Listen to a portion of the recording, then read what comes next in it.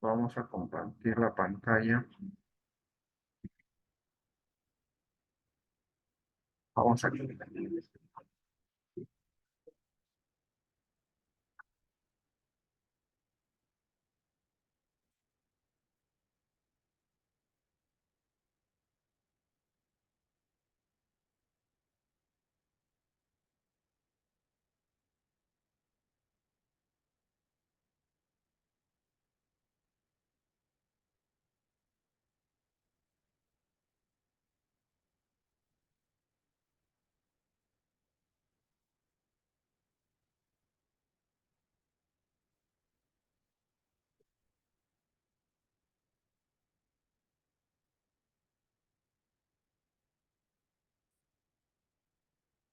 Estoy tratando de algo pasa aquí que no me deja.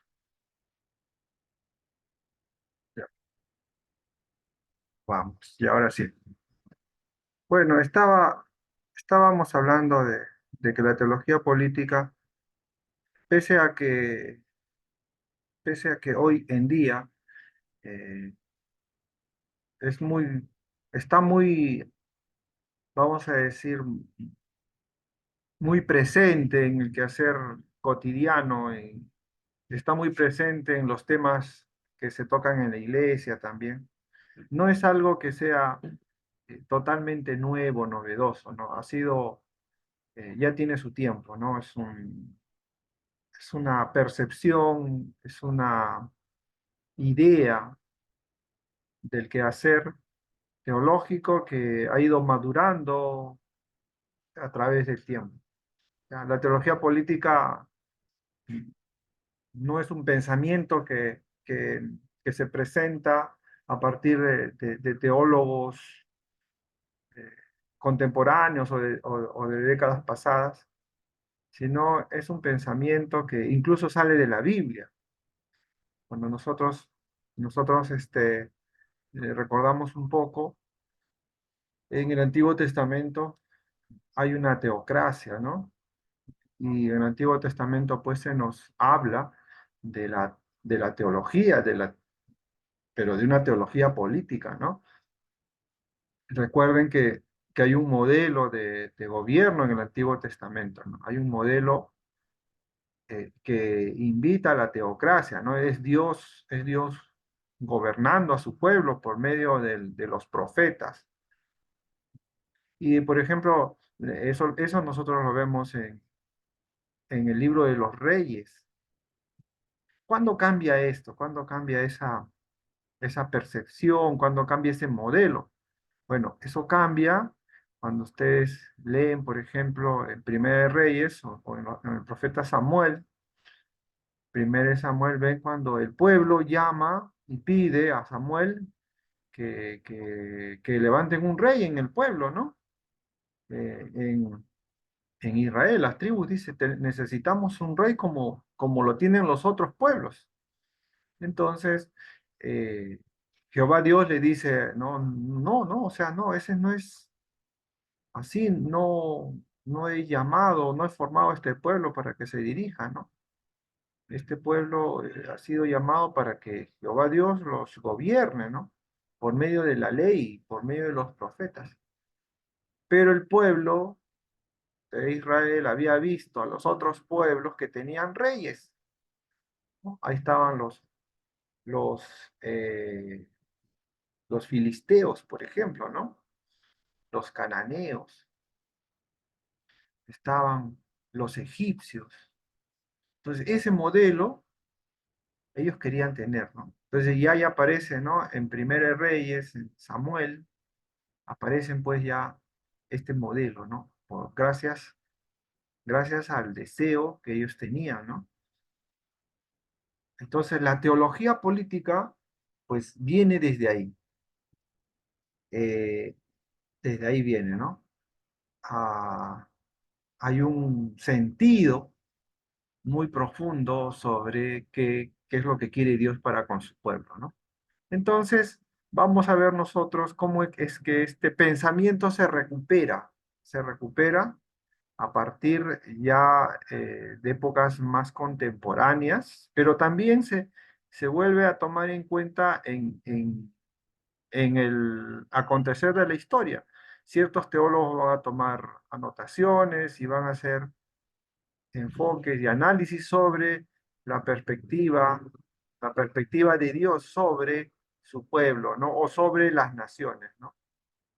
Por ejemplo, ahí tenemos a Agustín de Pona, tenemos a Tomás de Aquino, y en los reformadores tenemos modelos de teología política, ¿no? Por ejemplo, en Calvino, Juan Calvino, el reformador, y su gran experimento en Ginebra, ¿no?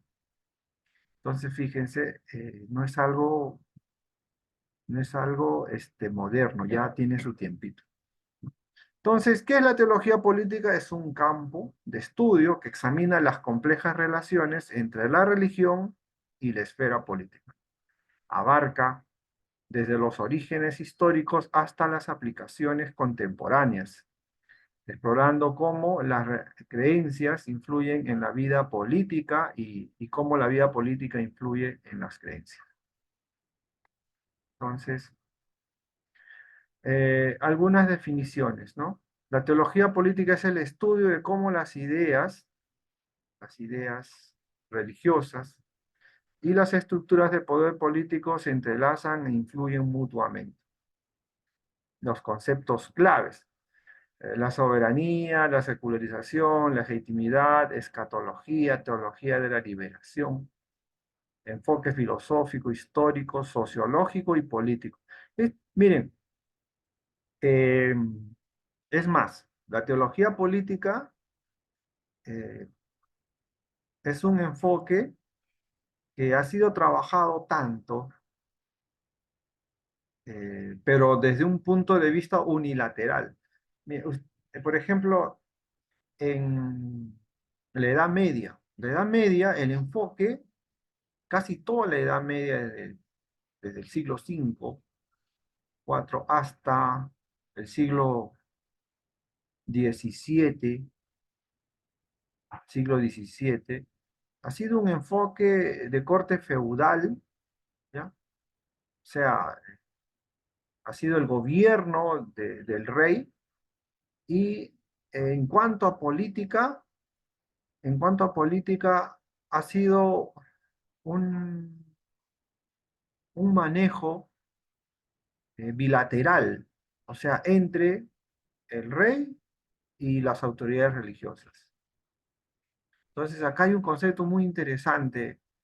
La teología política se ha desarrollado como, como un principio, como una forma de gobierno en los diferentes estadios de la historia, desde la percepción del rey, de las monarquías. Entonces nosotros encontramos, por ejemplo, en la Edad Media, encontramos a los reyes gobernando, pero en uso de una ideología política basada en las escrituras, especialmente al mundo cristiano, especialmente todo Occidente.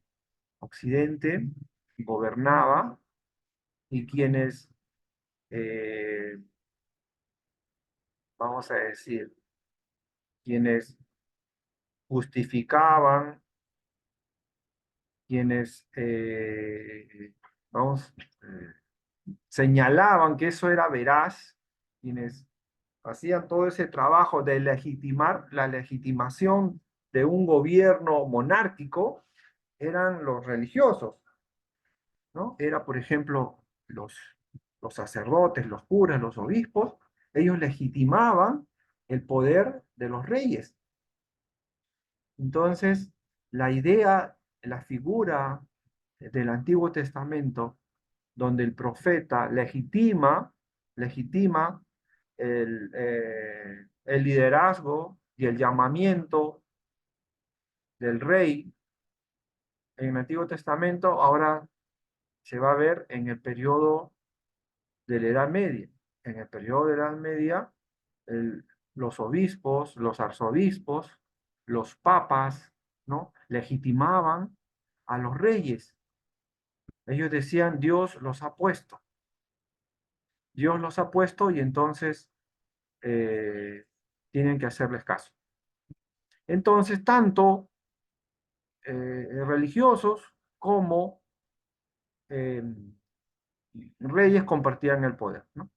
Entonces, en la Edad Media, la teología política tiene sus raíces, ¿no? En teólogos como Agustín de Hipona y Tomás de Aquino, ¿no? Que exploran la relación de la Iglesia y el Estado, ¿no? En la Reforma Protestante, de igual modo, ¿no? Lutero y Juan Calvino abordan estas tensiones entre la autoridad religiosa y la autoridad política, ¿no? Más adelante, ya para el siglo XX, pensadores como Smith, Carl Schmitt y Eric Peterson revitalizaron el campo de la teología política en respuesta a los desafíos del totalitarismo y la secularización. Ahora bien, la relación entre religión y política. Uno, como ya les decía, eh, existe la legitimación, ¿no? Las creencias religiosas pueden legitimar o desafiar al poder político, ¿no? Cuando llegan los españoles y entonces encuentran a los nativos indígenas, encuentran que ellos no creen en Dios, en ese Dios cristiano, por lo tal rechazan. La iglesia viene con los jesuitas y con otras cofradías y otras órdenes, vienen a, a legitimar la presencia de estos servidores del rey de España, ¿no? Entonces, la iglesia legitima la colonización, la iglesia legitima el orden impuesto por eh, la corona de España. Entonces, identidad. La afiliación religiosa a menudo se entrelaza con la identidad política y cultural. Entonces, fíjense, se construye a partir de ese concepto una identidad política y una identidad cultural. La moralidad. Los principios éticos y morales de las religiones influyen en las posiciones políticas. Claro, ¿por qué? Porque miren que los jesuitas y las otras órdenes decían a los indígenas, ¿no? A los aborígenes, haz caso, obedece, ¿no? Porque si no, estás incurriendo en una falta, en un pecado. Si tú no haces caso, estás desobedeciendo la ley de Dios. Ese era el mensaje que los jesuitas inculcaban a los aborígenes, ¿no? Y el conflicto, las diferencias religiosas pueden generar conflictos y tensiones políticas. Claro, por ejemplo, ¿no? En la Edad Media, bueno, en el siglo XVI, cuando la Reforma, cuando Calvino, cuando Lutero desafía el poder del papado, ¿no? Ahí ya se crea un conflicto eh, donde Lutero a través de la Biblia dice, no, no está bien que la iglesia haga estas cosas, ¿no? Entonces se desafía, pero al desafiar Lutero al, al Papa, no solamente está desafiando a la religión, al catolicismo, está desafiando a Carlos V. Carlos V, el emperador, el máximo, el que unió el imperio germano y el imperio español. O sea, desafía también a la autoridad civil, la autoridad política. Entonces, eso crea conflicto. Ahora bien, ¿cuáles son las principales figuras de la teología política? Los que ya hemos señalado, Schmidt, Jacques Maritain, Jürgen Moltmann, el que hemos trabajado anteriormente, y Johann Baptist Metz. ¿Ya? Smith escribió su teología política en 1922, exploró la relación entre la soberanía y la excepción. Jacques Maritain es filósofo cristiano que desarrolla una teología política humanista y democrática. Moltmann es el teólogo protestante conocido por su teología de la esperanza y la liberación. Y Baptist Metz Johann, teólogo católico, promotor de una teología política que enfatiza la memoria y la solidaridad. Casi todos tienen que ver con estos elementos de, de cuidado y buen trato hacia la humanidad, ¿no? Ahora, ¿qué dice Hans Kelsen? Que es otro de los teólogos, ¿no? Para Hans Kelsen, el concepto de teología política de Carl Schmitt ha sido objeto de diversas interpretaciones, pero a menudo se pasa por alto el debate que sostuvo Hans Kelsen sobre las teorías de la soberanía, el Estado y el derecho. El debate que hay entre Hans Kelsen y Schmitt tenían visiones opuestas sobre la soberanía, el Estado y el derecho. Schmitt criticó el normativismo kelseniano, argumentando que era insuficiente para comprender el estado de excepción. El normativismo no podía aprender situaciones extraordinarias o decisiones políticas fundamentales. Bueno, acá hay una discusión entre dos teólogos, dos puntos de vista acerca de la teología política. Entonces, ambos tienen visiones opuestas sobre lo que es soberanía, sobre lo que es soberanía, ¿no? ¿El Estado es soberano o no es soberano? ¿Debe ser soberano o no debe de ser soberano? ¿No? ¿Debe de haber un estado de excepción? ¿En qué casos? ¿En qué casos, no? Entonces, estas situaciones extraordinarias hay que comprenderlas. Y ahí está el desencuentro entre estos dos pensadores, ¿no? Desde un punto de vista de la teología política, ¿no? ¿Han habido estados de excepción? Sí han habido estados de excepción, ¿no? ¿Y en qué casos se deben de dar los estados de excepción, ¿no? ¿Cuáles son los criterios que se deben dar de los estados de excepción? Entonces, fíjense, no solamente es abordarlo desde una perspectiva bíblica, sino también profundizar e ingresar hasta un punto de vista de derechos humanos, ¿no? Hoy en día se trabaja esto. Entonces, el concepto de teología política, de alguna manera, está a veces como que en crisis o son diversos puntos de vista, ¿no? Smith, por ejemplo, propuso una tesis epistemológica opuesta al purismo kelseniano. Dice, el tercer capítulo de su obra, Teología Política, contiene esta tesis. La relación entre teología y política es ambigua y rica en significados. Schmitt exploró lo metafísico y lo político en la teología política. Ahora, ¿qué es lo metafísico y lo político?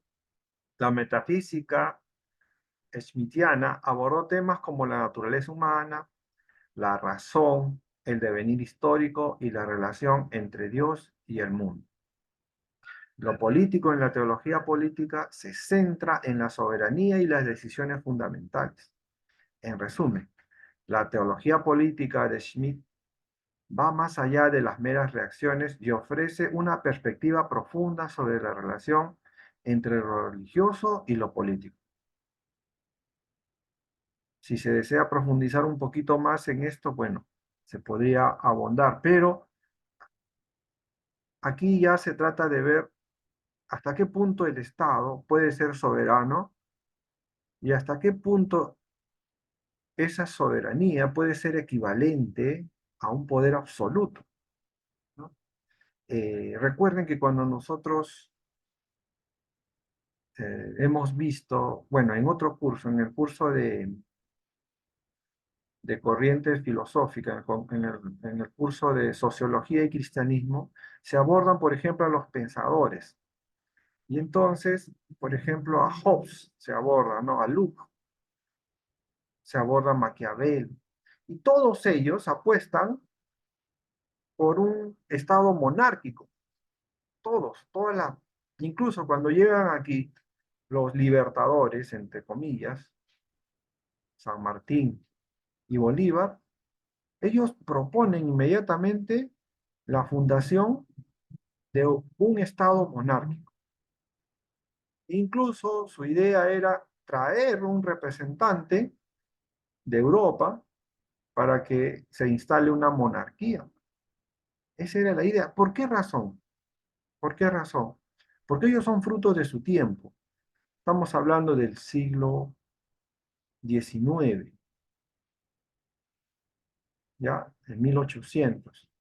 Y hasta su tiempo, no años más atrás, 1821, 22, en 1800, 10 años después de la Revolución Francesa, lo que ellos tienen en cabeza son las obras de Luc, de Rousseau, de Voltaire, tienen las obras de Leviatán, por ejemplo, ¿no? Tienen a estos personajes, a estos teóricos, que lo único que hacen es tratar de formular una teoría política de gobierno, o sea, cómo gobernar una nación.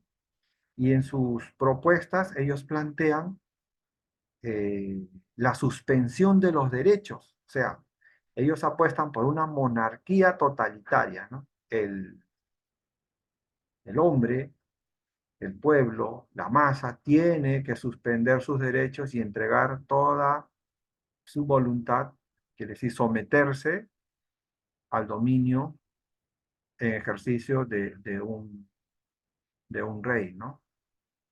Solo así se puede llegar a controlar lo que decía Hobbes. Hobbes decía, por ejemplo, él tiene una frase latina que dice eh, homo hominis, homo hominis, ¿no? Es el hombre como lobo que se come a sí mismo. Entonces, eh, ¿qué señala, no? Señala de que el hombre por sí solo no se puede, no puede llegar a